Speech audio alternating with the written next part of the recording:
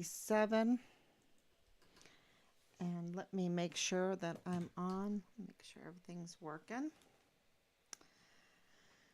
Okay, we are burning the midnight oil. We're burning the midnight oil, which rightfully so, because there's murderers on the loose. And the DA office there in El Paso is too busy tampering, hiding, spying, what else? Instead of doing their job, which is to identify crime, document it, and prosecute the criminals. That's what they should be doing, but they're they've forgotten what building they're in, what office they're in, what their position is, what their duties are supposed to be, what their oath of office is to the United States Constitution, which is the land and the people. The land and the people. Don't ever forget that.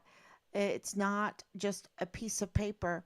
It is the justice system of the land and the people. And because a land without justice is just a band of thieves, is just a band of robbers, and there is no honor with with thieves. Okay, there's no honor. They will sell each other out very quickly. So there is no honor amongst thieves, and so this is what's going on. And so I'm going to lay that out. Let's go through and see if I'm on Facebook, if if everything is going properly. Yep, it looks like I'm live. There we are. Okay, I can see that. Okay, so I can see any questions now, and I know I'm burning the midnight oil, so please share so that the word will get out what's going on, and we're going to try to just put up a whole bunch of information in all kinds of formats so that it will be easier for people to understand these cases, and which is one case. And the cases that I'm talking about is, of course, our son's case, missing and murdered Richard Halliday, the Fort Bliss whistleblower known as the Vanessa Guillen First Absent Soldier, and also the case that is intertwined together with Richard's case, and it is the August 3rd, which is Dallas Hart's birthday, 2019 Walmart mass shooting case there in El Paso. Um, these two cases are one case. If we solve one, we'll solve the other. And because it is so big, it's so big, right? And there's so many facets to it. It really, once you start talking about it and all the different doors that have to be opened and exposed, and it's kind of like this diamond. The more you open these windows, these doors, the light just keeps shining in. It's just I think you can create like a little meme or video of it. And that, but it is blinding, and it is not easy because it is a red pill, and it is complicated, and people don't have, the time and the energy to understand and uh, figure out what this means for them in their daily life, right? So, but because it does mean something to them in their daily life, uh, we have to keep going day in and day out to explain it over and over and over again, repeat as much as we need to repeat, so that uh, more and more people will share and understand what this means for the borderland, because that they've been betrayed, This has been an attack on the borderland, and I would even say in our military there.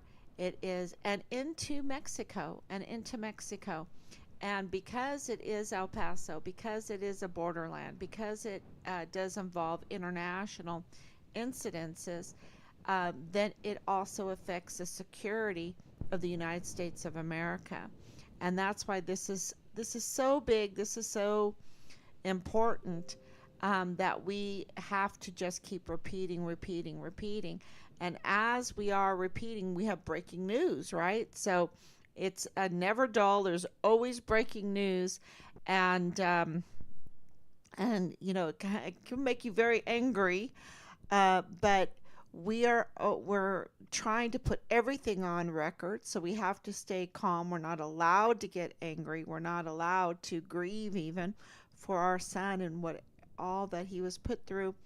And we're hearing so many awful things.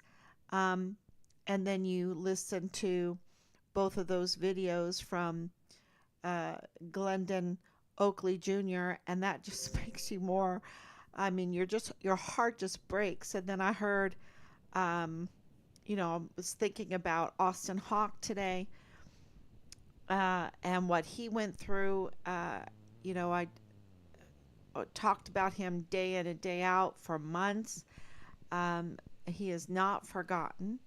We're coming up to 4 years since all this happened. And of course, Caleb Smither, and of course, Enrique Roman Martinez, of course, Vanessa Guillen. And there's so many. Lavina Johnson, who still hasn't gotten justice for what happened to her. So we have to keep going and reach out to the people that maybe knew Glendon Oakley Jr. They know what he went through, and so that they can follow us and understand that this is part of a bigger problem. What happened to him is part of a very big problem, and so we need as many people with and around these other victims to join Team Find Richard Halliday to expose these thieves, because at the end of the day, they're thieves, and they're deadly. They're deadly thieves, and there's no honor. There's no honor amongst them. So that's good news, right? There's a real weakness there.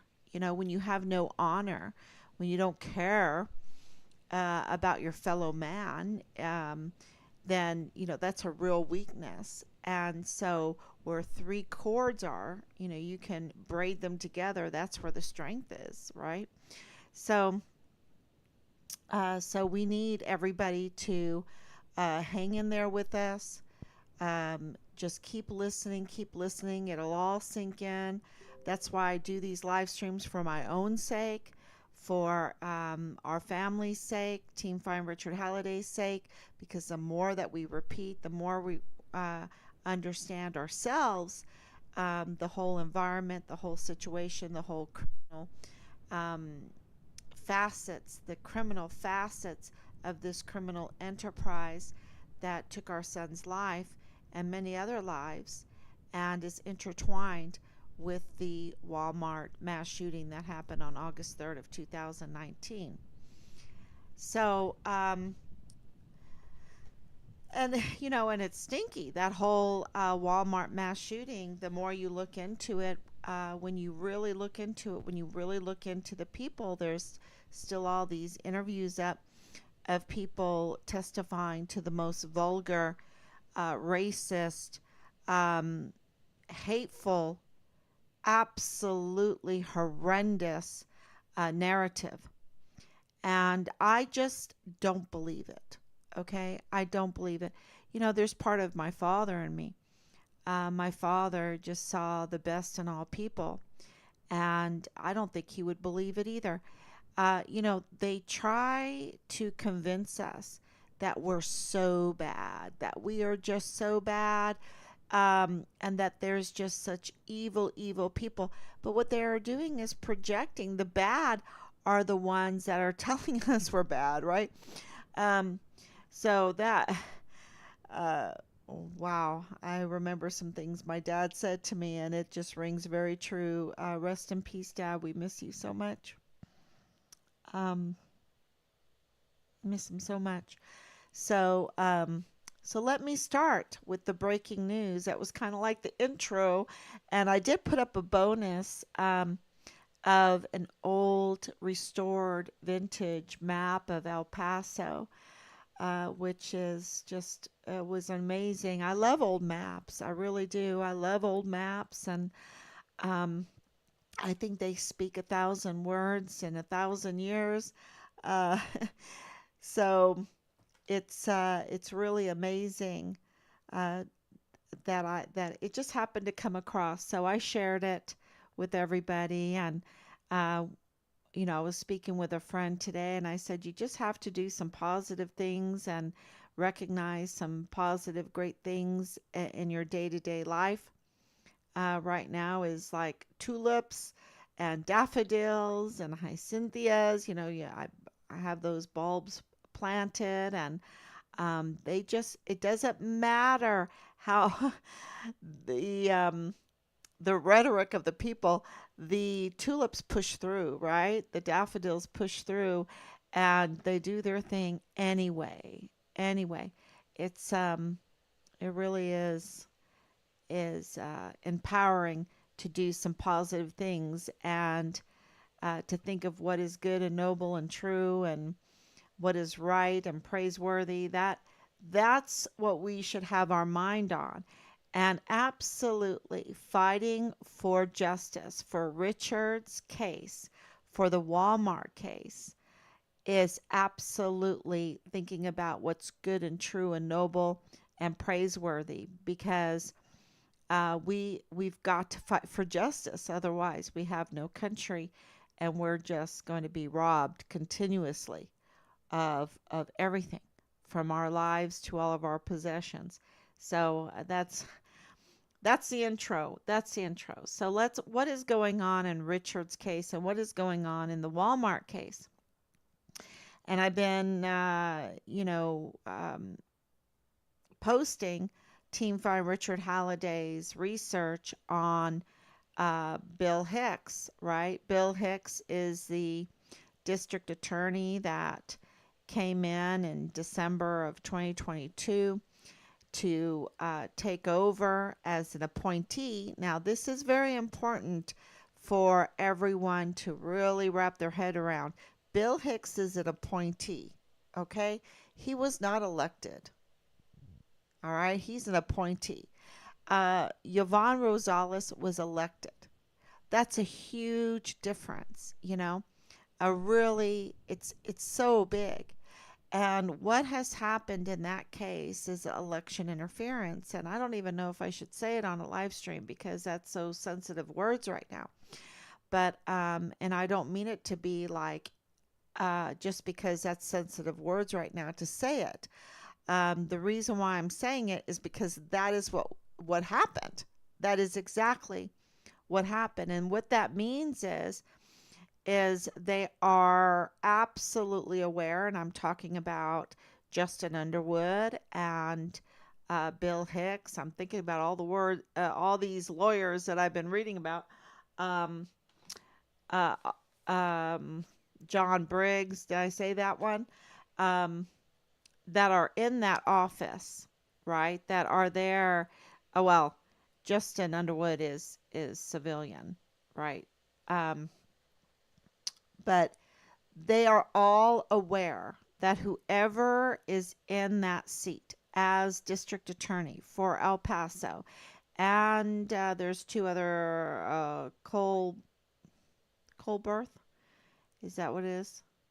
Um, Colbert, and let's see, I just looked it up, and I want to make sure that I'm saying it right. Um, did I not put it here? Because I'll look up, and um, there's 3 counties that the district attorney of El Paso is in charge of, has jurisdiction over. And so that's really, it's a big parcel of land, but of course that is a deserty area. And so, of course, El Paso is the most populated part of that. And so that's where our focus is because of Richard, because of the Walmart case. And District Attorney Bill Hicks took over after Yvonne Rosales was forced to resign in duress. I think that that is really important to say that she was in duress because she was falsely accused. There is nothing worse than to be falsely accused, right? And so that's why another reason why we do these live streams for everyone to have a platform to contact us, to tell us the truth, and let's put it all out there on the table so we can get to the truth and expose these criminals.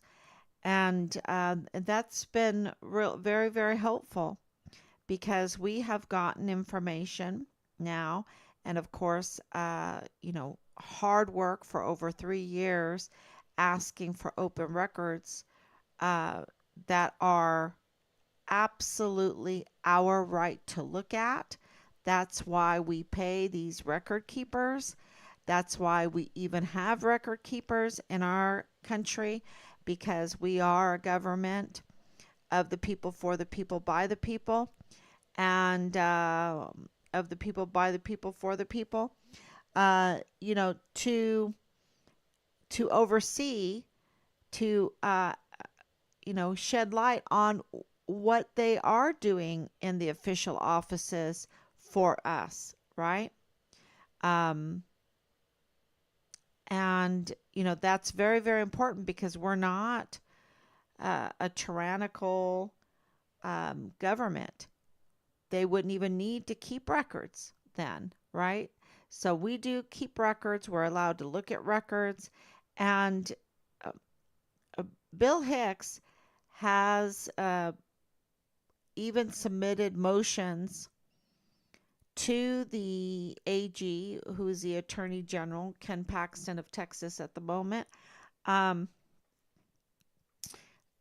to ask him to hinder us, to deny us access to information that we have the right to look at that will help us with our son's case. That's very important. And for the DA to try to hinder us from doing that. And then we have contacted him numerous, numerous times in all types of ways, right? And he has not responded to us. And so just the last day he asked for, well, he had someone else contacted us and asked for a meeting. And we're very glad to have a meeting with him. We really are, because we can't wait for a moral, uh, a good district attorney. We can't wait for that because we want to find our son. We have to work with what we have. And so we're very happy to meet with him. But at the same time, no meeting would be, profitable or productive unless they gave us the open office requests, the open files requests that we have submitted. They need to let us look at what was going on, and then we can have a meeting with him. Because, even with all of our attempts to contact him, at one point he decided that, we just needed to be blocked. We just need to be blocked. Okay, so what does that mean? I mean, you're like, wow, he doesn't want to say Richard's name. He doesn't want to get justice for Richard. He doesn't want to identify the crime that's in this case because there's a lot of crime. and we have all the proof, and so he would be forced to identify the crime and document the crime and then prosecute the crime that we would just give him as a gift, I mean, here, this is go and arrest Lilani Hart. Go do it now. Don't wait a minute. Don't pass go. Don't stop. Don't you need to go and arrest her right now because we have it all. And there's others, right? And so that's why they can't say Richard's name. That's why they, I believe, in my opinion, this is my opinion, that they would have to block our communications. And now, why would they be calling us for a meeting? That's the question. And of course, Reyes Mata had that unbelievable article about Bill Hicks's um, the very, very, very large possibility that Bill Hicks tampered with the timestamp on his um, anti bribery statement, which is called the Statement of Officer, when he was supposed to submit that before, sign it, submit it, before he took the oath of office as district attorney. And that he did not submit that in a timely manner. And that the allegation is that when he did on the 26th of January of 2023, after being in office for over a month, he finally signed it, which is a no-no because everything before that letter, a statement of officer, would be then invalid. Okay? And so this makes him an illegitimate district attorney. And so, of course, the timestamp was set to January 11th, which still makes it way after he took his oath of office. So, yeah, there is a very, very big problem there.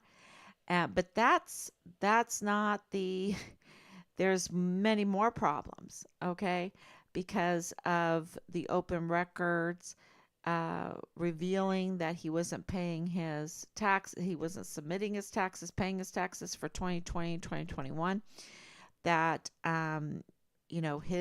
his law office was in big trouble as far as being accused of barentry, and and there's more, and I think he was even there was some kind of conviction in that.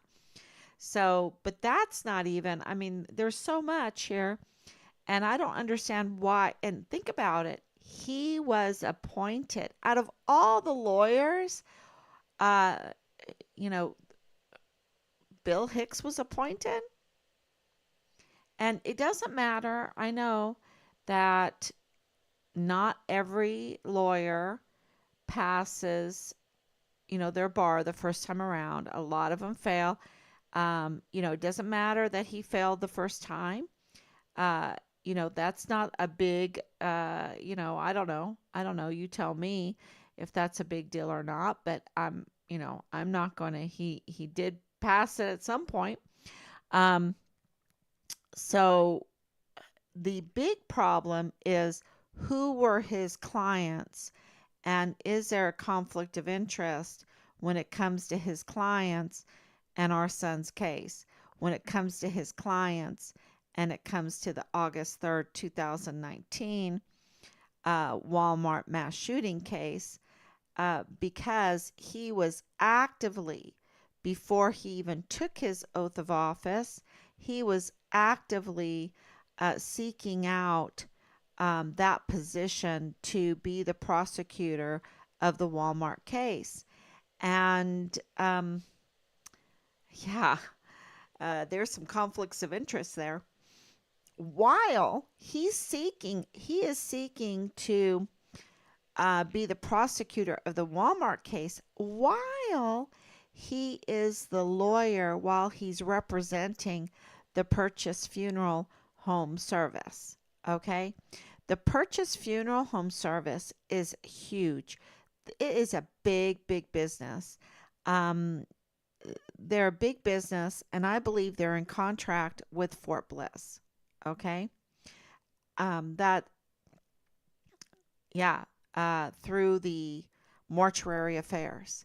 And so they absolutely then are connected to Dr. Mario Raskin Ortiz, the chief medical examiner. Okay, so this is all very close knit. And here Bill Hicks is representing them. What does that mean? So I didn't know what that would all that would entail. This is another, uh, I guess, another facet of this whole investigation that needs to be understood. At least for me, it did. So I wrote down some notes about some of the things that Team Fine Richard Halliday made me aware of, and that is uh, when Bill Hicks is representing Purchase Funeral Service, and he did that all the way up until he took office. Okay. And we do not know who he handed that over to. I have my suspicions who he handed over that big job to, because this is a big job. And we do have wonderful insiders and wonderful Team Farm Richard Halliday to clarify what his duty was as the representative to this funeral home called Purchase. And so Bill Hicks, his role would of course be the legal advisor. And I'm reading here from my notes. So he would be the legal advisor, and he would have to assist the Purchase funeral homes um, to make sure that they are adhering to the government's rules on funerals. And additionally, he would have to work on the contracts, the dealings with the clients, okay, and the suppliers and others. That would, I mean, he would have to make sure all of that was running smooth. Um, Now, do I know all of the parameters of his job there? I don't. I'm just trying to, when you are a lawyer for a funeral home, what would be your duties? Okay. So his duties would absolutely function as like a guardian, making sure that he can identify potential legal issues because, as a DA, you have to identify crime. Here, he's identifying legal issues and addressing them. In event of a court case, he would have to advocate for Purchase funeral homes, and he would have to develop plans and collect evidence and present their side of the story, of course. And his duty would have been to ensure that the funeral home remained compliant with the law. Um, you know, any changing regulations, and I remember this from a lawyer friend in Germany, a German lawyer, when I visited him in his office. His assistant always had these binders that they were always changing out, changing out, changing out. And he preferred, to see things in writing. And so every day, every week, they'd have to change out new how regulations were changed, and laws were changed, and things like that. So you have to stay informed of any new laws and how they might impact the business, right? And especially funerals, especially handling the deceased and their families. Um, so, moreover, let's talk about the August 3rd, 2019 Walmart mass shooting. Um, he absolutely, as legal representative of Purchase Funeral homes, would most likely have to be the intermediary for the funeral homes and the families of victims. Now, this is very important information because Purchase Funeral Homes, um, many of the deceased bodies went through them. Many. And one particular was Alexander Gerhard Hoffmann wrote. Okay, this is very important because he had to be extradited, transferred to Mexico for his funeral and burial. So they would have to handle all of that. And Bill Hicks would have to deal with Rosa Maria Valdez Garcia and Thomas Hoffman and the rest of the family. They would have to absolutely deal with each other. So this is a big problem if you're going to, because this, if let's say Elise Hoffman, she wrote on the purchase um, business recommendation on the Google that, a 1 star. She was very upset with how they handled the funeral. Well, let's say she wants to sue them. Let's say she wants some legal action against them. Uh, you know, the very person that is helping her would be the very person that represented purchase. Um, there's just so much conflict of interest in all of that because he would have had to work with the families, the victims' families, and assisting with all of the international transfer of Alexander Hoffman, right? His remains, and, making sure that all the paperwork, everything, there's so much to this that was all in line. And then all of a sudden you have some grievances with the very family that you are helping.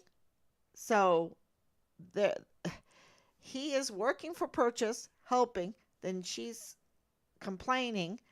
Um, Maybe she wants to take action, maybe not. But then she would have to go to Bill Hicks to complain about Bill Hicks. I mean, there's something that is, there's a lot of conflict of interest there. Okay. Um, exactly. It goes here. Because Fort Bliss has a cemetery, and we know that Alexander Hoffman was in the German Air Force, that he was stationed there. But just because of that, he can't be buried there. You would think that he would be American by now for staying, but he didn't. And I don't think you can. I think maybe now you can be dual citizen in Germany since the EU, but there was always uh, that was always a no-go. You'd have to give up your German citizenship um, if you wanted to become an American citizen. I know that my mother did that. She had to give up her German citizenship to become American. Um, so, uh, there's all kinds of issues in there. Um, so he was a Mexican national, I believe, so that's why he was buried over there. But Bill Hicks would have to organize all of that. You can imagine what all that entails. So, uh, over to Mexico. So, I want to say with that information, there's other reasons why uh, District Attorney Bill Hicks has so many problems. And because of that, he should really step aside. I believe it's something that I think we all should talk about. He should step aside in overseeing the August 3rd, 2019 Walmart mass shooting and Richard's case. he should leave that to another legal team. Maybe, San Antonio, because we have gotten responses from San Antonio. So maybe that would be a good way to go. Sorry, I almost yawned. The reason is that up until he became DA, uh, he he's just not suitable. That's the nicest way to say it. That's the nicest way to say it, okay? There's so many things wrong that I just outlined. So, but this connection to purchase funeral homes is a real big one. And that also creates a challenge with open records. If you're doing any kind of legal action, that also creates a problem. And remember that Bill Hicks is accused of tampering with his timestamps. Um, you know, the integrity of the entire legal process requires that timestamps can be trusted. Okay, if you can mess with the timeline, then you can't trust the whole legal process, right? So he's just not trustworthy in any sense, way, or form to lead these cases. The August 3rd, 2019, and Richard's case, the Walmart mass shooting, and Richard's missing and murdered case. He's just not. And we need someone that we can trust. And so he needs to step aside. He needs to turn it over to the federal government, or he should relinquish the jurisdiction to, uh, you know, another jurisdiction like San Antonio. And he can absolutely do that. And I think the whole process would be much better for the people to watch and understand that this is a fair investigation and a fair prosecution. So that is really super important. He definitely needs to recuse himself, step aside. That is very important. So victims of purchase. Okay, this is another thing that I put down on my notes that I almost forgot to tell you is that some of these victims, right? There's a huge problem because they are criminals.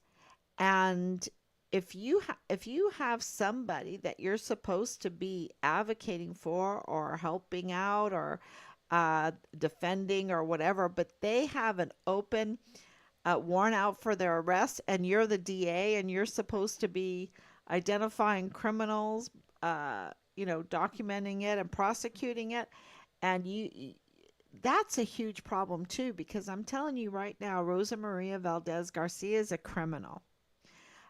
Chris Grant is a criminal. He's a total criminal. And he was the media darling in all of this, right? I mean, Beto O'Rourke went to go visit him. Um, Chris Cuomo went to go visit him. He was allowed to go and sit next to the the governor of Texas and talk about gun control, and the media covered that. And he was not allowed to get near President Trump. He was arrested by the Secret Service. The problem with that is that they let him go. Why did they let him go? Is he an FBI informant? Because he still to this day has an open records request. I mean, an open warrant for his arrest. Woo! Uh, what is it? 12:44, almost 1 a.m. here. Yeah, please be long suffering with us. But yes, he has an open warrant out for his arrest. So that is really very important breaking news, that it seems that key witnesses in the Walmart mass shooting case, key witnesses, and what I mean by key witnesses, I want to say media darlings. Okay, the media darlings, not the key witnesses that were very important, like Glendon Oakley Jr., those that were saying there were multiple shooters. I believe Memo Garcia, who was killed 9 months later, said that Patrick Crucius wasn't his shooter. Um, and he had a good view of everything because he was, I think he was doing something for his daughter. I think it was soccer, and they were raising money. They were doing a fundraising, and he was sitting there at the front of Walmart outside. And I believe he said that Crucius was not his shooter. So please correct me on that, but that is, I'm pretty sure that that's the case there. Um, so it seems that these key media darlings uh, spew from their spleen. What do I mean by that? They are just vile, vulgar, hateful, absolutely outrageous statements from them. Okay? Outrageous. And, taking a look at Patrick Crucius, right? Taking a look at him, understanding that Judge Wamaha, I hope I say that right. I'm going to just call him Judge G. Judge G, um, he uh, recommended treatment for Patrick Crucius for his, quote, severe mental condition.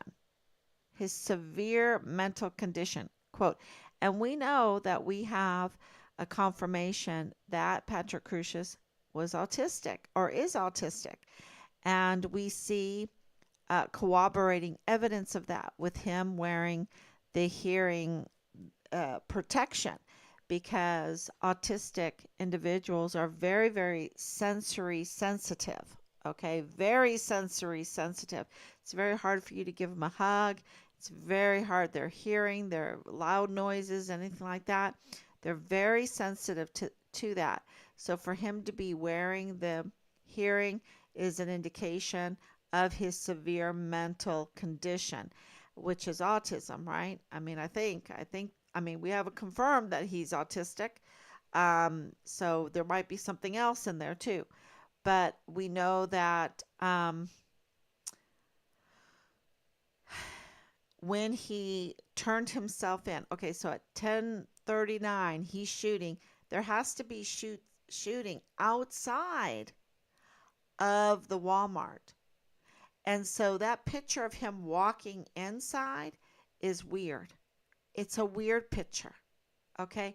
Because when you have that many people, I believe they're saying 3,000 people, and you're walking in like that, where are the concealed carry people, right? Where are the open carry? Are you allowed to open carry in Texas? I know you're allowed to conceal carry. Where are they? And he's walking in to the Walmart like that uh, after already shooting people outside.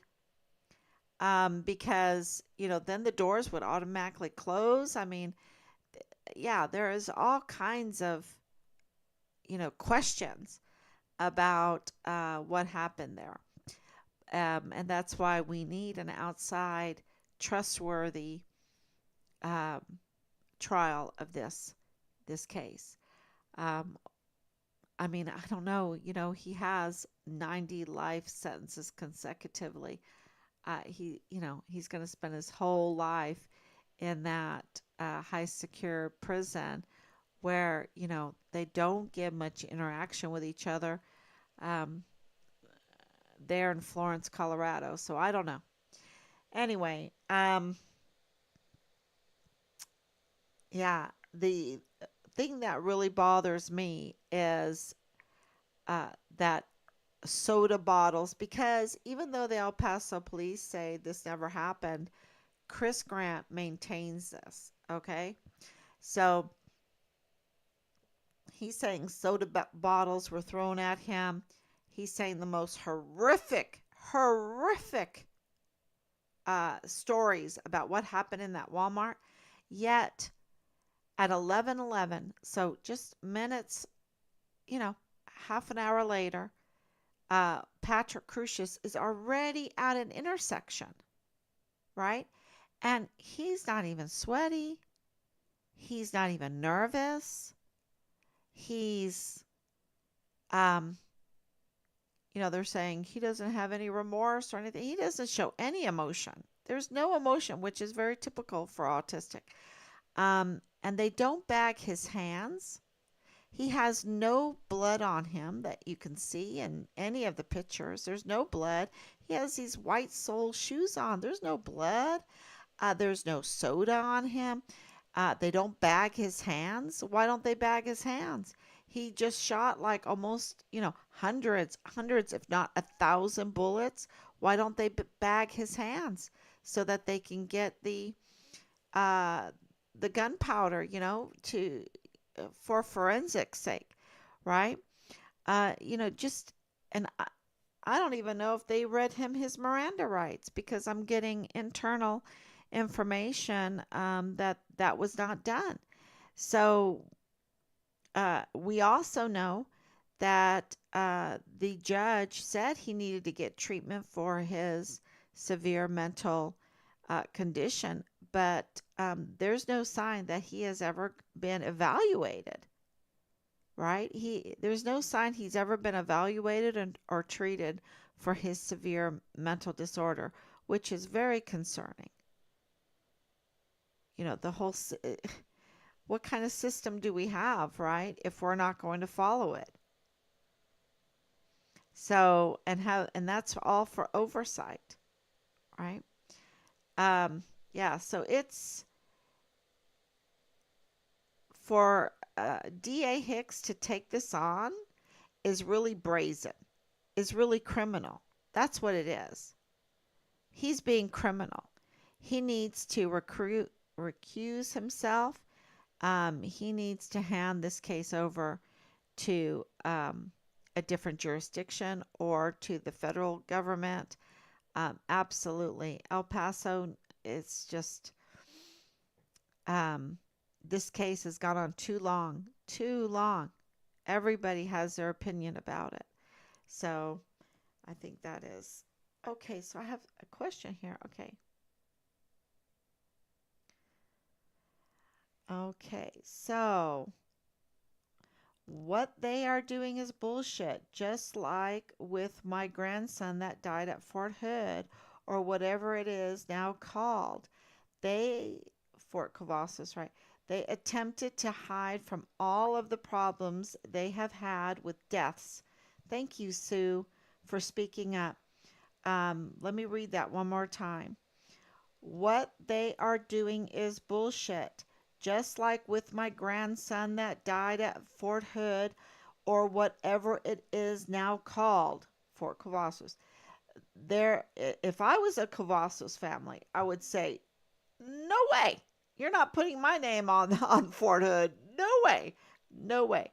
Um, but anyway, their attempt to hide from all of the problems they have had with deaths that just don't make sense. Exactly. Because there's a criminal element in the leadership. The leadership is absolutely criminal. Lieutenant General Donna Martin, she was in charge of CID there at Fort Hood, which was in charge of also Fort Bliss. And totally criminal how they handled the Vanessa Guillen case. Also, Elder Fernandez's case, totally criminal. And Elder Fernandez, I haven't forgotten about him. R.I.P. Elders. That was like a suicided. And what they do, it's kind of like with Glendon Oakley Jr., also like with our son's case, where they attack the whistleblower and they make their life so miserable. And, uh, they give them these Article 15s for nothing, for nothing. And I mean, these are field grade where they strip them of 3 ranks, and they make their life absolutely hell. Absolutely hell. And for being a whistleblower, see, because they're, um, well, at Bliss, uh, you know, it is a gravy train to be a thief on Fort Bliss. You just easy, easy. You get all these weapons, this ammunition, all the parts. You put them in those tactical move storage units, and they'll go right over the border and sell it. Right? Go right over the border and sell it. And when you have somebody in the customs border protectors on your side, when you have someone at Dreams Cabaret on your side, when you have someone in the FBI like Jesus Nieto on your side, when you have a DA that's not going to identify crime and prosecute crime, when you have um, CID on your side, right? They're too busy having an affair and giving unauthorized access to files and doing harm instead of doing their job. When you have this stuff going on, uh, you have the DES allowing all kinds of breaches in security on Fort Bliss, so much so that his guard is like really bold. Hey, I'm going to let my stepdaughter, who's 14 years old, live in the barracks and be pimped out, be pimped out to soldiers while living in the barracks. You know, I mean, this is the stuff that is going on.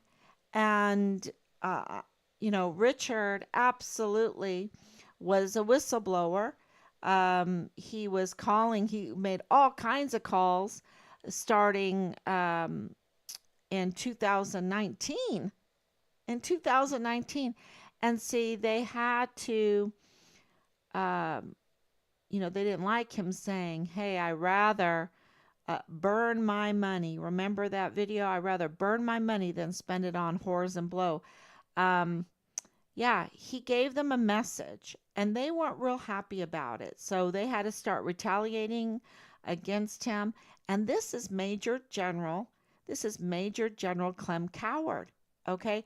This is Lieutenant Colonel Michael Roddick.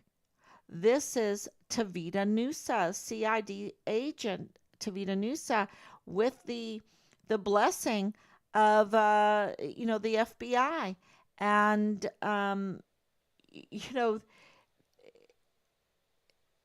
this is what's going on. How many more of our volunteer sons and daughters have to suffer through this? And the Army, with their narrative, calls them their most valuable asset. Well, you know, if they're your most valuable asset, you have forgotten because they're not doing their duty, and they are milking the system.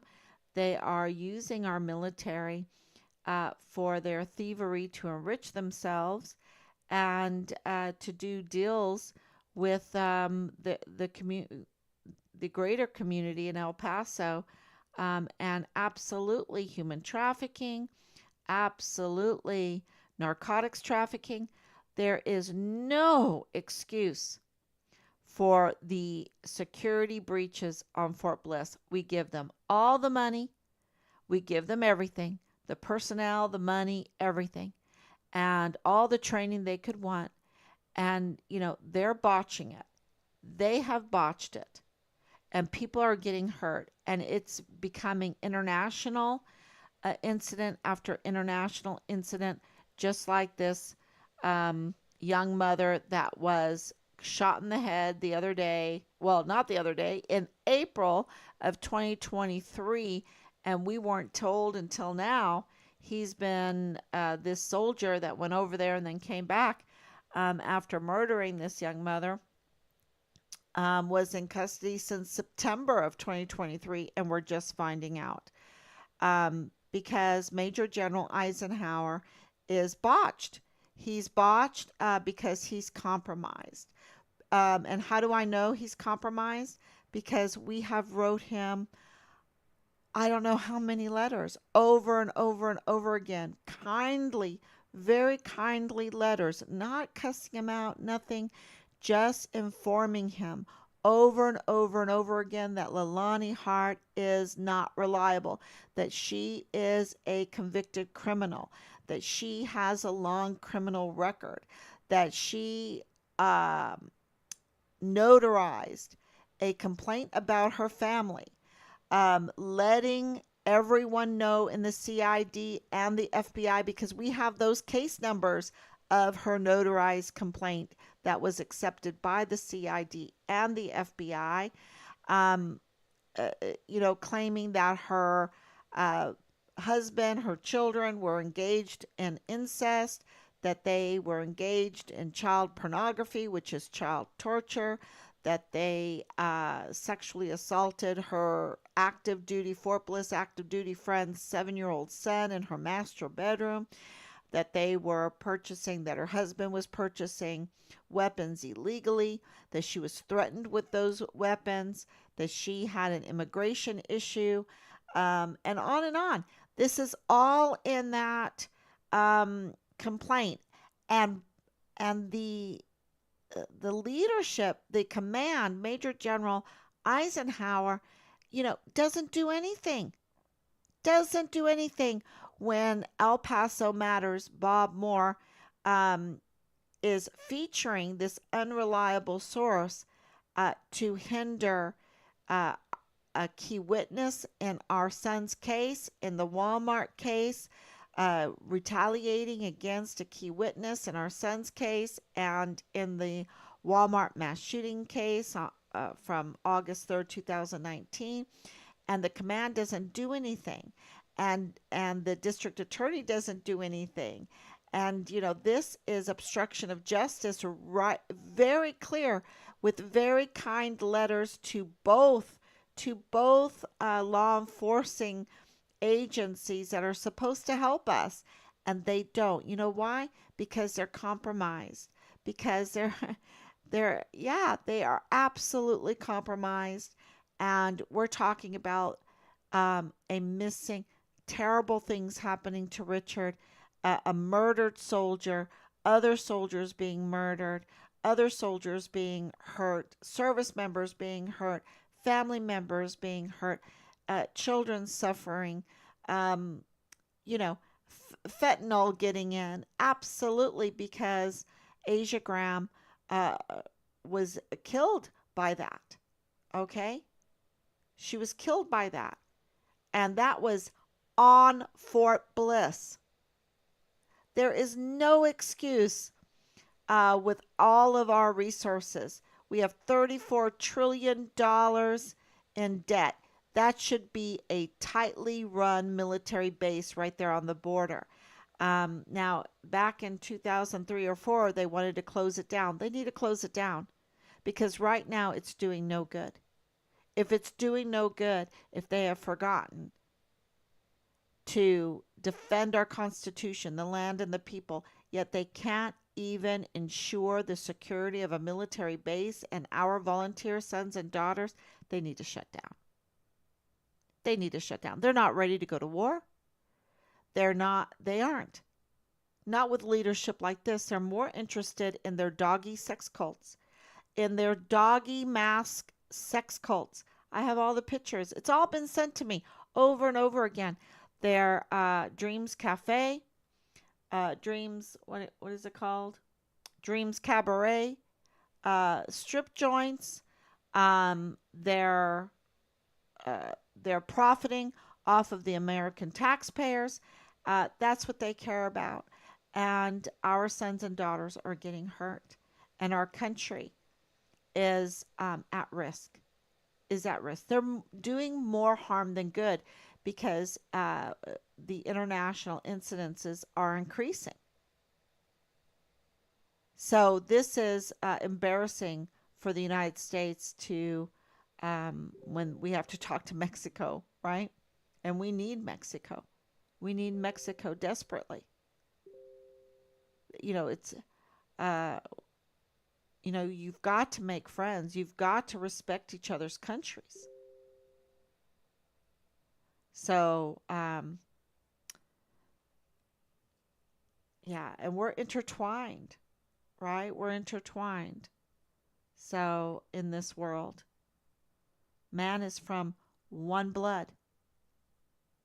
That's why Christianity is so wonderful. Christ brings us all together because he says we're from one blood, and we are precious, every life. And so the way they have, um, I think the injustice done in the Walmart case, um, I don't know. I don't believe that Patrick Crucius is the only shooter. I believe that um, injustice has been part of this, and murderers are walking around. That's what I believe. And so I don't think that the victims are getting justice. And I think it was very political. They allowed some bad players to say the most horrendous things. And the media is very, very, uh, they're implicated in this because they repeat the garbage without any scrutiny. Because every one of these people that I've listened to, I've scrutinized, and they came up short. It's kind of like Leilani Hart being used. She's not a reliable source. Chris Grant, who was the media um, darling, is not a reliable source. Nothing he says. And there's others. And there are others. So I think that's very, very important. Okay, everyone. Thank you so much. It's after 1 o'clock. And I just want to say thank you, Sue. God bless you. And I'm very sorry to hear about your grandson. It's so heartbreaking, um, and it doesn't get easier uh, as days go by. But we're not allowed to get emotional because we are fighting for justice and accountability. And with that, I have to say that the death penalty needs to be on the table on this, that the lethal injection needs to be on the table with this, because the crime is so big. It's so big. So thank you, everyone. And I'm sorry to say that, but that's the truth. It's absolutely the truth.